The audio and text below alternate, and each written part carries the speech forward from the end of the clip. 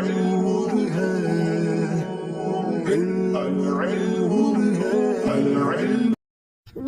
الله الرحمن الرحيم. اللهم صل على سيدنا ومولانا محمد أفضل صلواتك بعدد معلوماتك وبارك وسلم وصل عليه. بسم اللہ الرحمن الرحیم. عزیز طلباء کرام، مختارات من ادب العرب سے بحمد اللہ تعالی آج ہمارا سبق نمبر 11 ہے اور مقدمۃ الکتاب سے الدرس التاسع، 9واں سبق، 9واں حصہ مقدمۃ الکتاب سے پیش کرنے جا رہے ہیں. پڑھتے ہیں اپنے سبق کی طرف. هذا وقد بقيت طائفة من العلماء حتى في عصور الانحطاط الأدبي غير خاضعين لأسلوب تقليدي في عصرهم. اس کے ساتھ ساتھ علماء کی ایک ایسی جماعت ادبی پستی کے زمانوں میں بھی باقی رہی جو اپنے زمانہ کے تقلیدی اسلوب کی طرف مائل نہیں ہوئی. متحررین من السجع والبدیع والصنائع والمحسنات اللفظیة یکتبون ویؤلفون فی لغة عربیة نقیة وفی اسلوب مطبوع یتدفق بالحیات. سجعبندی، بدیع، صنائع اور محسنات لفظیہ سے آزاد، صاف اور شفاف عربی اور ایسے ڈلے ہوئے اسلوب میں لکھتے اور تالیف کرتے جو زندگی میں جوش پیدا کر دیتا ہے. اذا قرأہ الانسان ملکہ الاعجاب وآمن بفکرتہم وخضع لعقیدتہم ولما یقررونہ. جب انسان اس کو پڑھتا ہے تو اس کو حیرت کا مالک بنا دیتی ہے، یعنی حیرت میں ڈوب جاتا ہے اور ان کی فکر کو تسلیم کر لیتا ہے اور ان کی عقیدت اور ان کی ثابت کردہ بات کے لیے فروتنی کا اظہار کرتا ہے. وهذه القطع التي طویت فی اثناء کتب علمیت او دینیت فجہلها الادباء وزہد فیها تلاميذ الادب هي من بقایا الادب العربی الاصیل. یہی وہ قطعے ہیں جو علمی یا دینی کتب میں سموئے گئے اور ادباء ان سے غافل ہوئے، طلباء ادب ان سے بے رغبت رہے. حقیقت میں یہی اصلی ادب کا بقیہ جات ہے. وہی التی عاشت بها العربیۃ هذه السنین الطوال. اور انہی کی وجہ سے عربی انہی کئی سالوں میں باقی رہی. وہی التی یفزع الیہا المتأدب المتذوق وهي رياض خضراء في صحراء العربية القاحلة التي تمتد من عصر ابن العميد إلى عصر القاضي الفاضل إلى أن جاء ابن الخلدون. اور انہی کی طرف ذوق و ادب کی طالب فریاد چاہتے ہیں اور یہ عربی کے ان بے رونق بیابانوں میں سرسبز باغ ہے جو ابن عمید کے زمانے سے قاضی الفاضل کے زمانے تک پھیلے رہے، یہاں تک کہ علامہ ابن خلدون رحمۃ اللہ علیہ کا زمانہ آ گیا. پہلا لفظ یہاں پر یتدفق، دفق یدفق، یہ باب تفاعل سے یہاں پر تدفقا، تیزی سے گزرنے کے معنی میں آتا ہے. باب تفاعل سے یہ یہاں پر استعمال ہوا ہے. باب ضربہ سے دفقاً، زور سے گرانے کے معنی میں آتا ہے. اور نصرہ سے دفقاً دفوقاً، دونوں طرح مصدر اس کے ممکن ہے. یہ بر کر بہنے کے معنی میں آتا ہے. اس کے علاوہ اس کو ہم باب افعال سے بھی لے سکتے ہیں. ادفاقاً، یہ گرا کر خالی کر دینے کے معنی میں آتا ہے. طویت، طویت طوا سے ہے. طوا طوین، طوین باب ضربہ سے یہاں یہ استعمال ہوا ہے، لپیٹنے کے معنی میں یہ آتا ہے. باب سمع سے طون، مصدر اس کا آئے گا بھوکا رہنے کے معنی میں. اس کو اگر ہم باب افتعال سے لے لیں تو پھر اطواءً مصدر اس کا آئے گا لپیٹا جانا اس معنی میں، اور باب انفعال سے انطواءً جمع ہونے کے معنی میں آئے گا. القاحلہ، قاحلہ یہ قحلہ سے ہے. قحلہ یہ باب سمعہ سے قحلاً اور باب فتحہ سے قحولاً خشک ہونے کے معنی میں آتا ہے.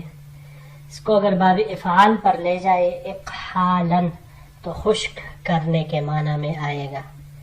باب تفاعل سے تقحلاً، یہ بڑھاپے کی وجہ سے جب انسان کی جلد وہ خشک ہو جائے، خشک کال والا ہونا بڑھاپے میں. اور باب مفاعلہ سے مقاحلتاً کسی چیز سے لازم رہنا اس معنی میں آتا ہے. بڑھتے ہیں جی اگلی سلائیڈ کی طرف.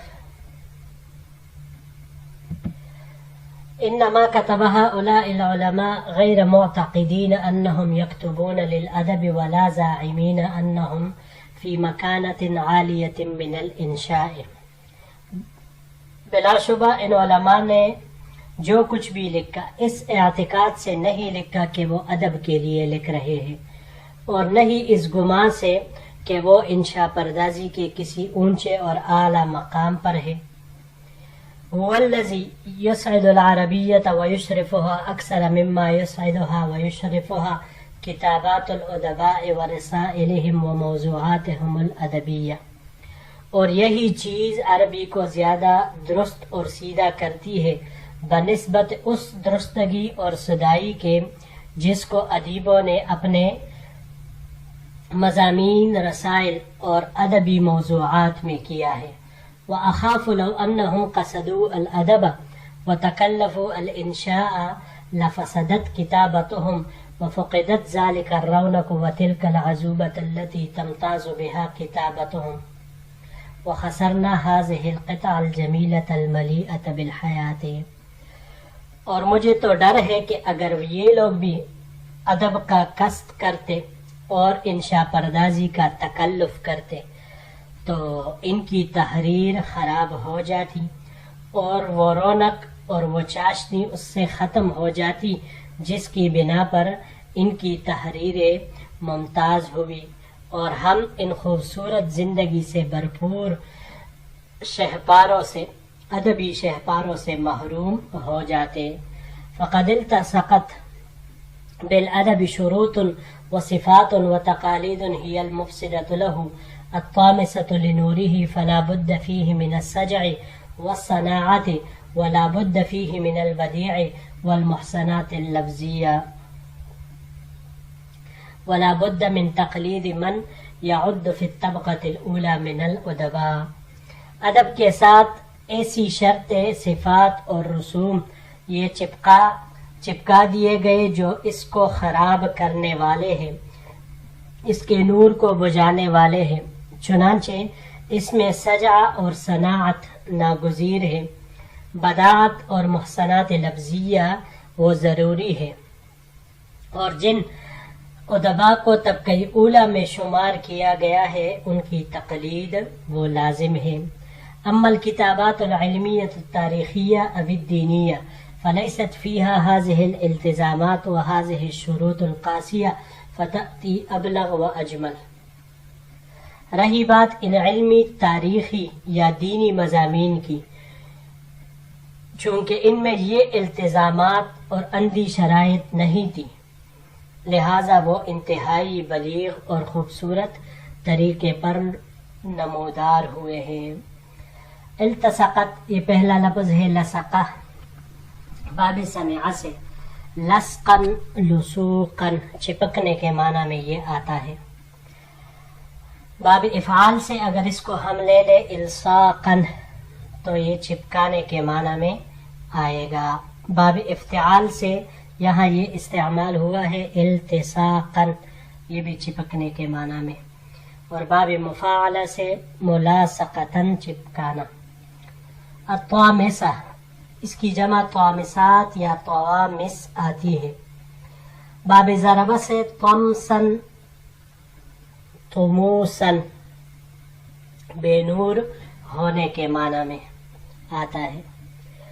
یہ باب ضربہ سے طمسن اگر آ جائے تو ہلاک کرنے مٹانے کے معنی میں بھی یہ ممکن ہے. اور اس کے علاوہ طماسن یہ بھی باب ضربہ سے اس کا مصدر آتا ہے اندازہ کرنے کے معنی میں.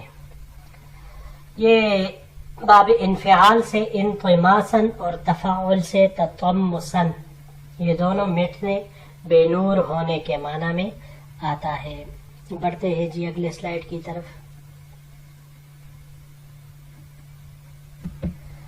ونرى الكاتب الواحد إذا تناول موضوعا أدبيا وتكلف الإنشاء تدل وأسف وتعسف وتكلف ولم يأت بخير. ہم ایک کاتب ایک لکھنے والے محرر کو دیکھتے ہیں کہ جب وہ کسی ادبی موضوع کو اختیار کرتا ہے، انشاء میں دشواری اٹھاتا ہے، اوپر سے نیچے آتا ہے، معمولی کاموں میں الجھتا ہے اور بے راہ روی اختیار کرتا ہے، تکلف کرتا ہے، کوئی بہتری نہیں لاتا. وَإِذَا اسْتَرْسَلَ فِي الْكَلَامِ وَكَتَبَ فِي مَوْضُوعٍ عِلْمِيٍّ أَوْ دِینِيٍّ أَحْسَنَ وَأَجَادَ. مگر جب یہی بندہ گفتگو میں وسعت پیدا کرے اور کسی علمی یا دینی موضوع کے متعلق لکھے تو اچھے اور عمدہ طریقے سے لکھتا ہے. هكذا نرى الزمخشري متكلفا مقلدا في أطواق الذهب وكاذبا موفقا بليغا في مقدمة المفصل وفي مواضع من تفسيره الكشاف. اسی طرح ہم علامہ زمخشری رحمۃ اللہ علیہ کو دیکھتے ہیں کہ وہ اپنی کتاب اطواق الذهب میں ایک تکلف کرنے والے مقلد نظر آتے ہیں، اور المفصل کے مقدمہ اور تفسیر کشاف کی کئی جگہوں میں ایک بامراد بلیغ محرر نظر آتے ہیں. ونجد ابن الجوزی غیر موفق فی کتابہ المدہش وکاتبا مترسلا بلیغا فی کتابہ صید الخاطر. اور ہم ابن جوزی کو اپنی کتاب المدہش میں ناکام پاتے ہیں اور صید الخاطر میں ایک روا بلیغ کاتب پاتے ہیں. وظنی انہما کان یعتبران اثریہما الادبیین اطواق الذہب والمدہش من افضل کتابتہما الادبیہ التي یعتمدان علیہا ویفتخران بها. میرا گمان یہ ہے کہ یہ دونوں حضرات اپنے ان دو ادبی اثر یعنی اطواق الذہب اور مدہش کو اپنے ان تمام ادبی مضامین سے افضل سمجھتے ہیں جن پر وہ اعتماد اور فخر کرتے ہیں. ولعل عصرهما سفق لهذين الكتابين الاطواق والمدہش اکثر مما سفق لکتاباتهم العلمیة والادبیة والدینیة. اور شاید ان کا زمانہ ان دو کتابوں یعنی اطواق اور مدہش اطواق الذہب اور مدہش کو ان کی دوسری علمی دینی اور ادبی کتابوں سے زیادہ قبول کرتا ہوں. ولیکن قاضی الزمان وحاکم الذوق قد حکما بالعدل. لیکن زمانہ شناس اور باذوق آدمی انصاف سے فیصلہ کرتا ہے. وَلَيْسَ الْيَوْمَ لِلْكِتَابَيْنِ الْأُولَيَيْنِ قِيمَةٌ كَبِيرَةٌ. اور آج ان پہلی دو کتابوں کی کوئی بڑی قیمت اور وقعت نہیں ہے. اما صید الخاطر وتلبیس ابلیس والمفصل والکشاف فہی جدیرۃ بالبقاء جدیرۃ بکل اعتناء. باقی رہی بات صید الخاطر، تلبیس ابلیس، المفصل، تفسیر کشاف کی تو یہ باقی رکھنے اور انتہائی اہتمام کے لائق ہے. جی یہاں پر یہ چند الفاظ ہے. پہلا اسفہ، یہ باب سمعہ سے استعمال ہوا ہے یہاں پر اسفن غمگین ہونے کے معنی میں. افسوس کرنے کے معنی میں آتا ہے. اس کو اگر ہم باب افعال پر لے جائے ایسافن تو غضبناک کرنے کے معنی میں یہ آتا ہے. اور اس کے علاوہ یہ باب تفاعل سے بھی استعمال ہو سکتا ہے. تأسفاً افسوس کرنے کے معنی میں یہ آتا ہے. تعصفہ عاصفہ سے ہے. عاصفہ یہ باب ضربہ سے عصفاً مصدر اس کا آتا ہے ظلم کرنے کے معنی میں. اور اگر باب افعال سے اس کو لیا جائے اعصافاً تو یہ رات میں بغیر کسی راہ کے چلنا، یعنی راستے سے ہٹ کر چلنا. باب تفعیل سے تعصیفاً بغیر علامت اور نشان کے چلنے کے معنی میں آتا ہے. یہ باب تفعل سے استعمال ہوا ہے تعسفاً ظلم کرنے کے معنی میں یہ آتا ہے. اور اس کے علاوہ یہ باب افتعال سے بھی استعمال ہو سکتا ہے اعتصافاً بغیر جانے پہچانے راستے کو چلنا، غیر معروف راستے کو چلنا، اس کو اختیار کرنا. اگلا لفظ ہے جی استرسلہ. رسلہ باب سمعہ سے رسلن رسالتن نرم چال چلنے کے معنی میں یہ آتا ہے. باب افعال سے اگر اس کو ہم لے لیں ارسالن تو بیچنے کے معنی میں اور چھوڑنے کے معنی میں یہ آتا ہے. اس کے علاوہ باب تفعیل سے ترسیلاً کسی کام کو آہستہ آہستہ کرنا، اس معنی میں یہ آئے گا. اور اس کے علاوہ ہم اس کو باب استفعال سے، یہاں پر یہ باب استفعال سے استعمال ہوا ہے. استفعال سے استرسالاً مصدر اس کا آئے گا وسعت کرنے کے معنی میں. جدیرتن جدیر یہ باب نصرہ سے جدرن لائق اور مناسب ہونے کے معنی میں آتا ہے. یہاں یہ باب کرمہ سے استعمال ہوا ہے جدارتن، یہ بھی لائق ہونا، اس معنی میں یہ استعمال ہوتا ہے. اس کے علاوہ اس کو اگر ہم باب افعال پر لے جائیں اجدارن، اجدار النبت یہ کونپل نکلنا، اس معنی میں یہ آتا ہے.